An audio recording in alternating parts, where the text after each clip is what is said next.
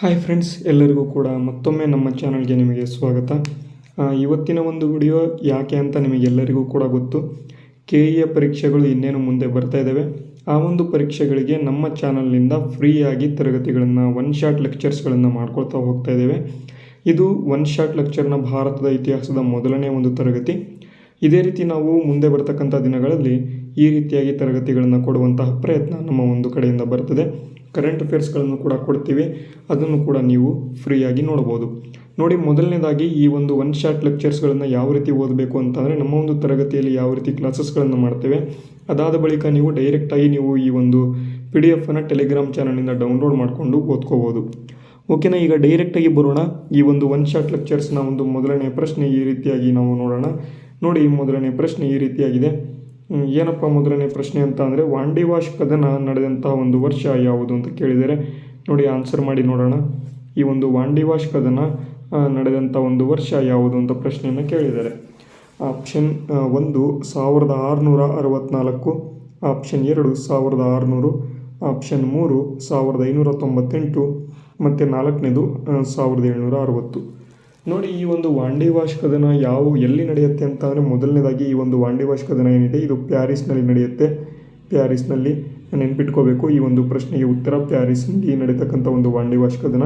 Next ಇನ್ನೊಂದೇನಪ್ಪ ಅಂತಂದರೆ, ಈ ಒಂದು ಪ್ಯಾರಿಸ್ನಲ್ಲಿ ನಡೀತಕ್ಕಂಥ ಒಂದು ಕದನ ಏನಿದೆ ಇದು ಯಾರ ನಡುವೆ ನಡೆಯುತ್ತೆ ಅಂತ ಅಂದರೆ, ಬ್ರಿಟಿಷರು ಪ್ಲಸ್ ಫ್ರೆಂಚರು. ಇಲ್ಲಿ ಭಾರತದಲ್ಲಿ ಬ್ರಿಟಿಷರು ಮತ್ತು ಫ್ರೆಂಚರ ನಡುವೆ ನಡೀತಾ ಇರತಕ್ಕಂಥ ಯುದ್ಧ ಪ್ಯಾರಿಸ್ನಲ್ಲೂ ಕೂಡ ಅಲ್ಲೂ ಕೂಡ ನಡೀತಾ ಇರ್ತದೆ. ಅದಕ್ಕಾಗಿ ಭಾರತವನ್ನು ಬಿಟ್ಕೊಡಿ ಅಂತ ಬ್ರಿಟಿಷರು ಹೇಳ್ತಾರೆ. ಅದಕ್ಕಾಗಿ ನೆಕ್ಸ್ಟ್ ಇಲ್ಲಿ ಫ್ರೆಂಚರು ಏನಪ್ಪ ಮಾಡ್ತಾರೆ ಅಂತಂದರೆ, ಭಾರತವನ್ನು ಬಿಟ್ಕೊಡ್ತಾರೆ.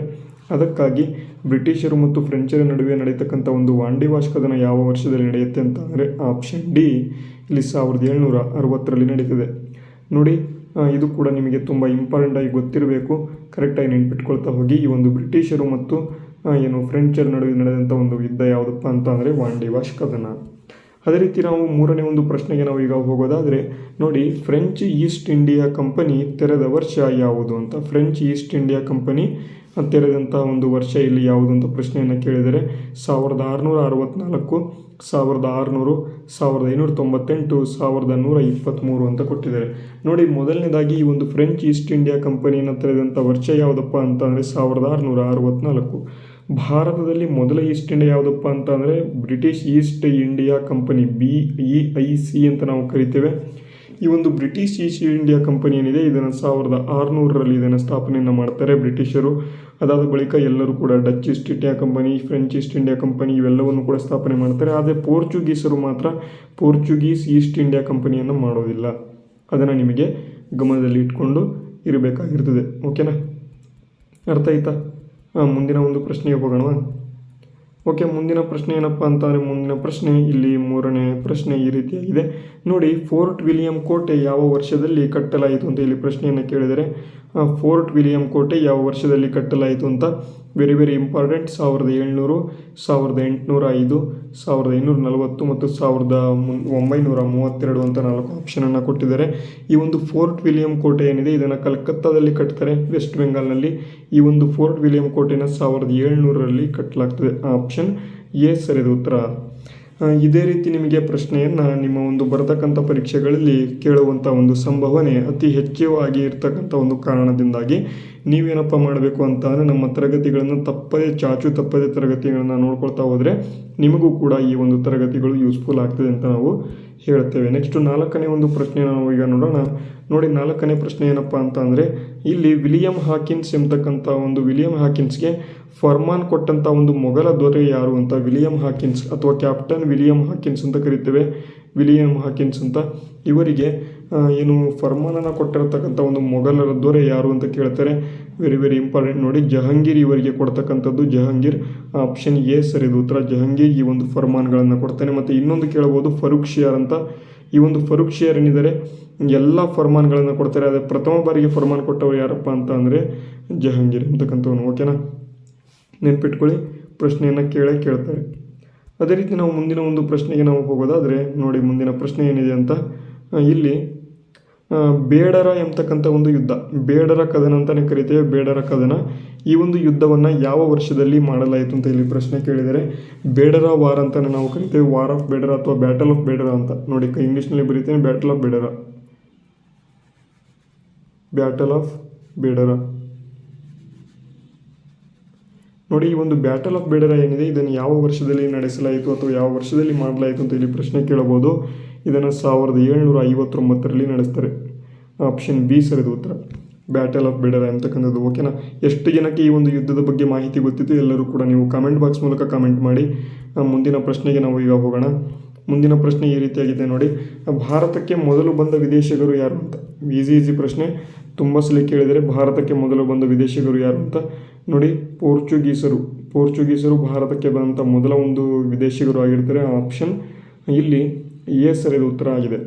ಇದೇ ರೀತಿ ಪ್ರಶ್ನೆಗಳನ್ನು ಕೇಳ್ತಾರೆ. ಅದಕ್ಕಾಗಿ ನೀವು ಏನಪ್ಪ ಮಾಡಬೇಕು ಅಂತ ಅಂದರೆ ಪ್ರಶ್ನೆಗಳನ್ನು ನೆನಪಿಟ್ಕೊಳ್ತಾ ಹೋಗಬೇಕು. ಮತ್ತು ಅದರ ಜೊತೆಗೆ ನಾನು ಏನು ನಮ್ಮ ಒಂದು ಟೆಲಿಗ್ರಾಮ್ ಚಾನಲಲ್ಲಿ ಈ ರೀತಿಯಾಗಿ ಸ್ಲೈಡ್ಗಳನ್ನು ಕೊಡ್ತೇನೆ.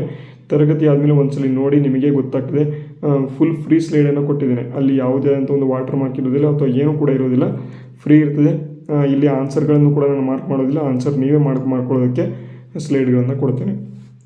ಅದನ್ನು ನೀವು ಟೆಲಿಗ್ರಾಮ್ ಚಾನಲನ್ನು ಜಾಯ್ನ್ ಆಗ್ಬೋದು. ಟೆಲಿಗ್ರಾಮ್ ಚಾನಲ್ ಯಾವುದಪ್ಪ ಅಂತಂದರೆ udyogjeevan.com ಅಂತ ಇದೆ.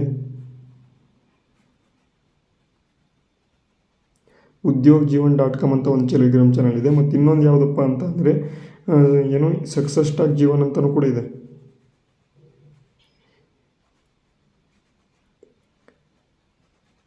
ಓಕೆನಾ? ಈ 2 ಟೆಲಿಗ್ರಾಮ್ ಚಾನಲ್ ಇದ್ದಾವೆ, ಯಾವುದಾದ್ರೂ ಜಾಯ್ನ್ ಆಗಿ ನಿಮಗೆ ಯೂಸ್ ಆಗ್ತದೆ. ಓಕೆ, ನೆಕ್ಸ್ಟ್ ನಾವು ಮುಂದಿನ ಒಂದು ಪ್ರಶ್ನೆಗೆ ಹೋಗೋಣ. ಮುಂದಿನ ಪ್ರಶ್ನೆ ಏನಪ್ಪ ಅಂತ ಅಂದರೆ ಈ ರೀತಿಯಾಗಿದೆ ನೋಡಿ, ಫ್ರೆಂಚರು ಗೋವಾವನ್ನು ಯಾವ ವರ್ಷದಲ್ಲಿ ವಶಪಡಿಸಿಕೊಂಡರು ಅಂತ ಇಲ್ಲಿ ಪ್ರಶ್ನೆ ಕೇಳಿದರೆ, ಫ್ರೆಂಚರು ಗೋವಾವನ್ನು ಯಾವ ವರ್ಷದಲ್ಲಿ ವಶಪಡಿಸಿಕೊಂಡರು ಅಂತ. ನೋಡಿ ಮುಂದಿನ ಒಂದು ಪ್ರಶ್ನೆ, ಈ ಒಂದು ಫ್ರೆಂಚರು ಗೋವಾನ ಯಾವ ವರ್ಷದಲ್ಲಿ ವಶಪಡಿಸಿಕೊಂಡ್ರು ಅಂತಂದರೆ 1510ರಲ್ಲಿ. Very important. ಓಕೆನಾ? ತುಂಬ ಇಂಪಾರ್ಟೆಂಟ್ ಇದು. 1510ರಲ್ಲಿ ವಶಪಡಿಸ್ಕೊಳ್ತಾರೆ. ಪ್ರಶ್ನೆಗಳನ್ನು ಕೇಳ್ತಾರೆ, ನೆನ್ಪಿಟ್ಕೊಳ್ಳಿ. ನೆಕ್ಸ್ಟು ಮುಂದಿನ ಪ್ರಶ್ನೆ ನೋಡೋಣ. ಮುಂದಿನ ಪ್ರಶ್ನೆ ಈ ರೀತಿಯಾಗಿದೆ ನೋಡಿ, ವಾಸ್ಕೋ ಡಿ ಗಾಮ ಭಾರತಕ್ಕೆ ಬಂದಾಗ ಯಾವ ರಾಜ ನಮ್ಮ ಒಂದು ಭಾರತದಲ್ಲಿ ಆಳ್ತಾ ಇದ್ನು ಅಂತ. ವಾಸ್ಕೋ ಡಿ ಗಾಮ ಎಷ್ಟನೇ ವರ್ಷದಲ್ಲಿ ಬರ್ತಾನೆ, ನಿಮ್ಮ ಮುಂದಿನ ಪ್ರಶ್ನೆ ಇದೆ, ನೀವು ಆನ್ಸರ್ ಮಾಡಬೇಕು. ವಾಸ್ಕೋ ಡಿ ಗಾಮ ಭಾರತಕ್ಕೆ ಬಂದಾಗ ಭಾರತದಲ್ಲಿ ಯಾವ ರಾಜ್ಯ ಆಳುತ್ತಿದೆ ಅಂತ ಇಲ್ಲಿ ಪ್ರಶ್ನೆ ಕೇಳಬಹುದು. ಯಾರಪ್ಪ ಅಂತಂದರೆ ಜಾಮೋರಿನ್ ಎಂಬತಕ್ಕಂಥವನು. ನೋಡಿ, ವಾಸ್ಕೋ ಡಿ ಗಾಮ ಯಾವ ಪ್ರದೇಶಕ್ಕೆ ಬರ್ತಾನೆ, ಕ್ಯಾಲಿಕಟ್ ಪ್ರದೇಶ. ಕ್ಯಾಲಿಕಟ್ ಕೇರಳದಲ್ಲಿದೆ, ಈಗಿನ ಕೇರಳ. ಓಕೆನಾ? ಕೇರಳದಲ್ಲಿ ಇದು ಕಂಡು ಬರ್ತದೆ. ವಾಸ್ಕೋ ಡಿ ಗಾಮ ಭಾರತಕ್ಕೆ ಬಂದಾಗ ಭಾರತದಲ್ಲಿ ಯಾವ ರಾಜ ಆಳ್ತಾ ಇದ್ದ ಅಂತ ಕೇಳಿದರೆ ಜಾಮೋರಿನ್ ಎಂಬತಕ್ಕಂಥ ರಾಜ. ನೆನ್ಪಿಟ್ಕೋಬೇಕು, ಪ್ರಶ್ನೆಗಳನ್ನು ಕೇಳ್ತಾರೆ. ಓಕೆನಾ? ಮುಂದಿನ ಪ್ರಶ್ನೆ ಹೋಗೋಣ. ಮುಂದಿನ ಪ್ರಶ್ನೆ ನೋಡಿ, ಈ ಪ್ರಶ್ನೆಗೆ ಎಲ್ಲರೂ ಕೂಡ ಆನ್ಸರ್ ಮಾಡಬೇಕು. ನೋಡಿ, ವಾಸ್ಕೋ ಡಿ ಗಾಮ ಭಾರತಕ್ಕೆ ಬಂದ ವರ್ಷ ಎಷ್ಟನೇದು ಅಂತ ಕೇಳಿದರೆ ಇಲ್ಲಿ 4 ಆಪ್ಷನ್ ಕೊಟ್ಟಿದ್ದಾರೆ, ಎ, ಬಿ, ಸಿ, ಡಿ.